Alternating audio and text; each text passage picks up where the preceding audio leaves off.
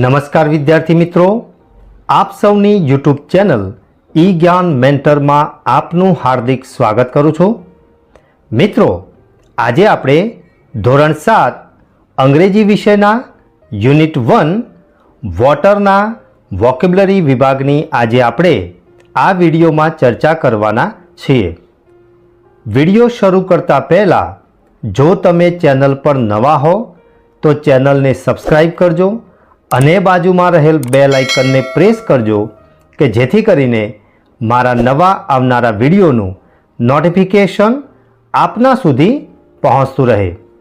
તો જોઈએ મિત્રો આજની એક્ટિવિટી.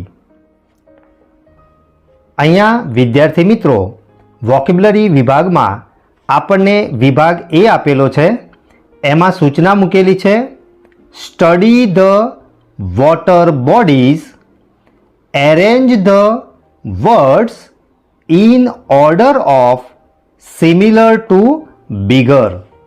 એટલે કે અહીંયા આપણને પાણીના જે કેટલાક સ્ત્રોતો આપેલા છે એ અલગ અલગ શબ્દો સ્વરૂપે આપણને આપેલા છે.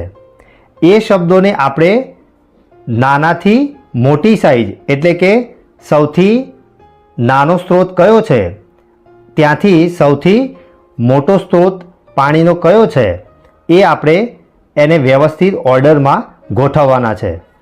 તો અહીંયા પહેલો શબ્દ આપેલો છે ઓશન એટલે સમુદ્ર અથવા તો દરિયો, રિવર એટલે નદી, પોન્ડ એટલે તળાવ, લેક એટલે સરોવર, સ્ટ્રીમ એટલે ઝરણું અને ફોલ એટલે ધોધ. તો અહીંયા આ જે શબ્દો આપણને આપેલા છે એ શબ્દોને આપણે ગોઠવવાના છે.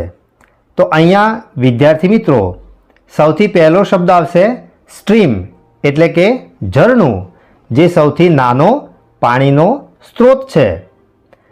તો વિદ્યાર્થી મિત્રો મેં તમારી સરળતા ખાતર અહીંયા પિક્ચર સ્વરૂપે આ જે સ્ટ્રીમ એટલે કે ઝરણું છે એનું ચિત્ર પણ બાજુમાં મૂકેલું છે કે જેથી કરી અને આ જે શબ્દ ભંડોળ છે એ તમને યાદ રાખવામાં ખૂબ જ સરળતા રહે. ત્યાર પછી બીજો સ્ત્રોત આવશે ફોલ એટલે કે ધોધ. તો એનું પણ અહીંયા મેં બાજુમાં એક ચિત્ર મૂકેલું છે. ત્યાર પછી ત્રીજો નંબર આવશે પોન્ડ એટલે કે તળાવ. તો એનું પણ ચિત્ર અહીંયા મેં બાજુમાં મૂકેલું છે. વિદ્યાર્થી મિત્રો આ જે તળાવ છે એ માણસ દ્વારા ખોદીને બનાવવામાં આવેલું હોય છે એટલે કે તે કૃત્રિમ હોય છે. ત્યાર પછી આવશે લેક એટલે કે સરોવર. તો અહીંયા વિદ્યાર્થી મિત્રો સરોવર છે એ હંમેશા કુદરતી હોય છે. એના પછી આવશે રિવર એટલે કે નદી અને છેલ્લો જે સ્ત્રોત આવશે ઓશન એટલે કે દરિયો. તો આ રીતે વિદ્યાર્થી મિત્રો પાણીના જે સ્ત્રોતો હતા એમાં સૌથી નાનો જે સ્ત્રોત હતો સ્ટ્રીમ એટલે કે ઝરણું અને સૌથી મોટો જે પાણીનો સ્ત્રોત હતો એ છે ઓશન એટલે કે દરિયો. અહીંયા વિદ્યાર્થી મિત્રો વિભાગ બીમાં આપણને સૂચના આપેલી છે select the appropriate word from the brackets and write below the picture. એટલે કે અહીંયા કૌંસમાં આપણને કેટલાક શબ્દો આપેલા છે. એ શબ્દોનો ઉપયોગ આપણે જે ચિત્રો આપેલા છે એ ચિત્રોને જે શબ્દ લાગુ પડે એની નીચે આપણે લખવાનો છે. તો કૌંસમાં આપણને શબ્દો આપેલા છે ગ્લેશિયર એટલે કે હિમનદી. એટલે કે વિદ્યાર્થી મિત્રો બરફ હોય એ જે ધ્રુવ પ્રદેશોમાં જે બરફના થર જામેલા હોય છે એ જ્યારે પીગળે ત્યારે પાણી સ્વરૂપે એ વહેતા હોય છે. તો એને હિમનદી તરીકે ઓળખવામાં આવે છે. ત્યાર પછી ડ્રાઉટ એટલે કે દુષ્કાળ, ફ્લડ એટલે પૂર એટલે કે જ્યારે વરસાદનું પાણી ખૂબ જ વધારે પડે અને જ્યારે મોટી માત્રામાં જ્યારે પાણીનો ભરાવો થાય ત્યારે પૂરની સ્થિતિ સર્જાય છે. વેટ એટલે ભીનું અને ડ્રાય એટલે સૂકું. તો વિદ્યાર્થી મિત્રો આ શબ્દોનો ઉપયોગ કરી અને આપણે અહીંયા જે ચિત્રો આપેલા છે એ ચિત્રોની નીચે યોગ્ય શબ્દ લખીશું. તો અહીંયા પહેલું જે ચિત્ર આપેલું છે એમાં એક માણસ છે, એના ઘર સુધી પાણીનો ભરાવો થઈ ચૂક્યો છે. તો એનો મતલબ એ થયો કે અહીંયા પૂરની સ્થિતિ સર્જાઈ છે. તો એના માટેનો શબ્દ આવશે ફ્લડ, એટલે કે પૂર. બાજુમાં આપણને બીજું ચિત્ર આપ્યું છે, એમાં જમીન જે છે એમાં ઘણા બધા ચીરા પડી ગયેલા છે અને આ જે જમીન છે એ ફાટી ગયેલી છે. તો વિદ્યાર્થી મિત્રો, આવી પરિસ્થિતિ ત્યારે જ સર્જાય કે જ્યારે વરસાદ બિલકુલ ન પડે. તો એના માટેનો જે શબ્દ છે એ છે ડ્રાઉટ, એટલે કે દુષ્કાળ. ત્યાર પછીનું જે ચિત્ર આપેલું છે એમાં મેં અગાઉ કહ્યું એ પ્રમાણે ધ્રુવ પ્રદેશોમાં જે બરફ હોય છે એ જ્યારે પીગળે છે તો એ હિમ સ્વરૂપે એના નાના નાના ટુકડા થઈ અને પાણી સ્વરૂપે જ્યારે વહે છે તો એને હિમ નદી કહેવામાં આવે છે. તો એના માટેનો યોગ્ય શબ્દ છે ગ્લેશિયર. ત્યાર પછીનું જે ચિત્ર છે એમાં એક જે સ્ત્રી છે એ ભીંજાયેલી આપણને દેખાય છે. તો એના માટેનો સાચો શબ્દ લખીશું વેટ, એટલે કે ભીનું. હવે આપણે આગળની એક્ટિવિટી જોઈએ. અહીંયા વિદ્યાર્થી મિત્રો, વિભાગ સીમાં આપણને સૂચના આપેલી છે ક્લાસિફાય ધ એનિમલ્સ, એટલે કે અહીંયા આપણને કેટલાક પ્રાણીઓના નામ આપેલા છે, એને અલગ અલગ વિભાગમાં આપણે એનું વિભાજન કરવાનું છે. તો અહીંયા પહેલો વિભાગ આપેલો છે ડોમેસ્ટિક એનિમલ, એટલે કે પાલતુ પ્રાણીઓ, વાઇલ્ડ એનિમલ્સ, એટલે કે જંગલી પ્રાણીઓ, અને વોટર એનિમલ્સ, એટલે કે જે જળચર પ્રાણીઓ છે, જે પાણીમાં રહે છે એવા પ્રાણીઓ.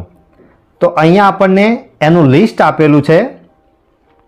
લાયન એટલે સિંહ, કાઉ એટલે ગાય, ડોલ્ફિન એટલે જર માછલી, એલિફન્ટ એટલે હાથી, ગોટ એટલે બકરી, શાર્ક એટલે કે એક માછલી છે, ડોગ એટલે કૂતરો, ડિયર એટલે હરણ, વેલ એ પણ એક માછલીનો પ્રકાર છે, કેટ એટલે બિલાડી, ટાઈગર એટલે વાઘ, ટર્ટલ એટલે કાચબો, બફેલો એટલે ભેંસ, ઓક્ટોપસ એટલે એ પણ એક પ્રકારનું જળચર પ્રાણી છે, બેયર એટલે રીંછ, હોર્સ એટલે ઘોડો, ફિશ એટલે માછલી, મંકી એટલે વાંદરો, શીપ એટલે ઘેટું અને ક્રેબ એટલે કરચલો. તો હવે વિદ્યાર્થી મિત્રો, આ જે પ્રાણીઓ છે એને આપણે અલગ અલગ વિભાગમાં ગોઠવીએ. તો પહેલું છે લાયન, તો એ આવશે વાઇલ્ડ એનિમલ, એટલે કે જંગલી પ્રાણી. ત્યાર પછી કાઉ એ ડોમેસ્ટિક એનિમલમાં આવશે. ત્યાર પછી ડોલ્ફિન છે એ જળચર પ્રાણીમાં આવશે. એલિફન્ટ એ પણ જંગલી પ્રાણી છે. ગોટ એટલે બકરી એ ડોમેસ્ટિક એનિમલ છે. શાર્ક એ વોટર એનિમલ છે. ડોગ એ ફરી પાછો ડોમેસ્ટિક એનિમલમાં આવશે. ડિયર એટલે હરણ એ જંગલી પ્રાણી છે. વેલ જળચર પ્રાણી છે. કેટ એટલે બિલાડી ડોમેસ્ટિક એનિમલ છે. ટાઈગર એ વાઇલ્ડ એનિમલમાં આવશે. ટર્ટલ એ વોટર એનિમલ્સમાં આવશે. બફેલો એ ડોમેસ્ટિક એનિમલ છે. ઓક્ટોપસ એ વોટર એનિમલમાં આવશે. બેયર એ વાઇલ્ડ એનિમલ છે.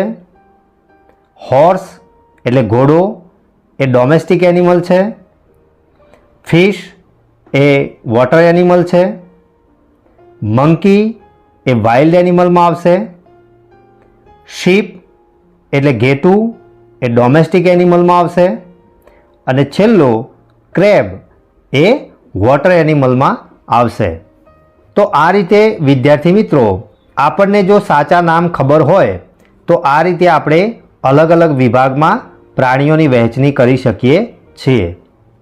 હવે આપણે આગળની એક્ટિવિટી જોઈએ. અહીંયા વિદ્યાર્થી મિત્રો આપણને એક એક્ટિવિટી આપેલી છે. શિક્ષક વિદ્યાર્થીઓને નીચેની પ્રવૃત્તિઓ આપશે. વિદ્યાર્થીઓ જાતે પસંદ કરશે કે તેઓ કઈ પ્રવૃત્તિના જૂથમાં કામ કરશે. પોતાની પ્રવૃત્તિ નક્કી કરતી વખતે વિદ્યાર્થી અન્ય વિદ્યાર્થી સાથે ચર્ચા કર્યા વિના નિર્ણય લેશે.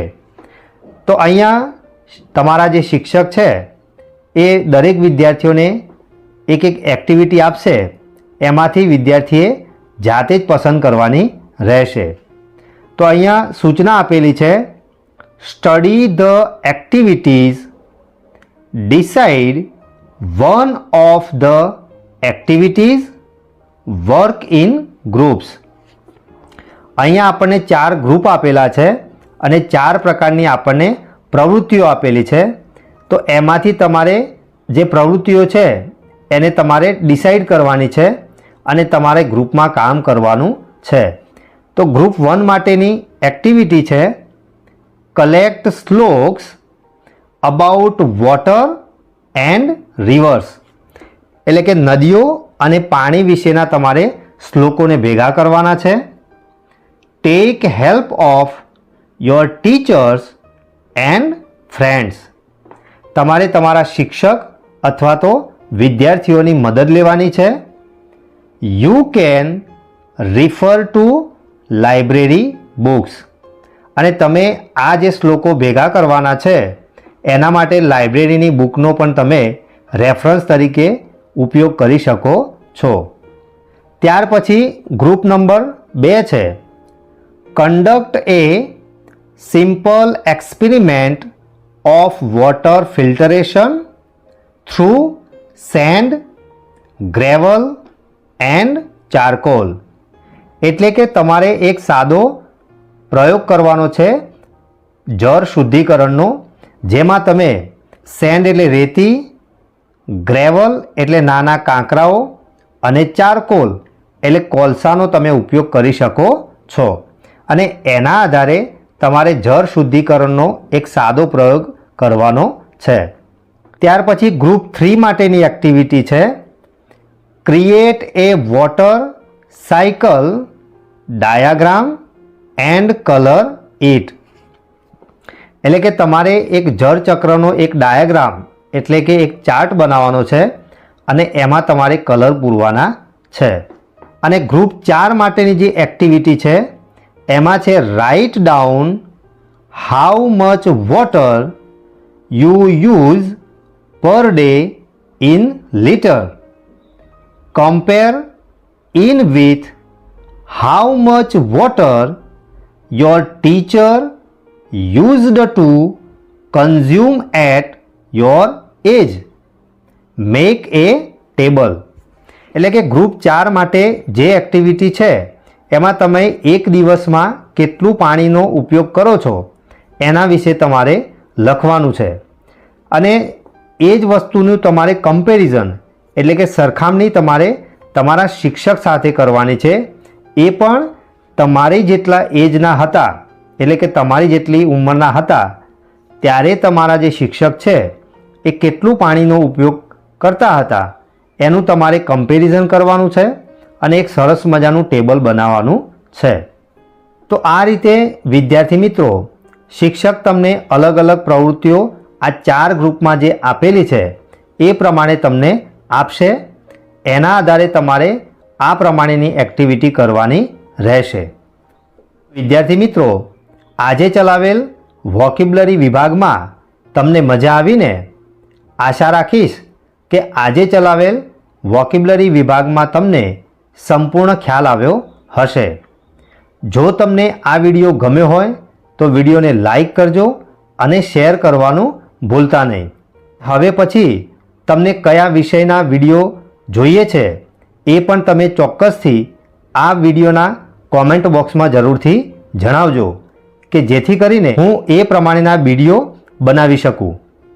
તો ફરી મળીશું આવા જ ઇન્ટરેસ્ટિંગ ટોપિક સાથે. ધન્યવાદ.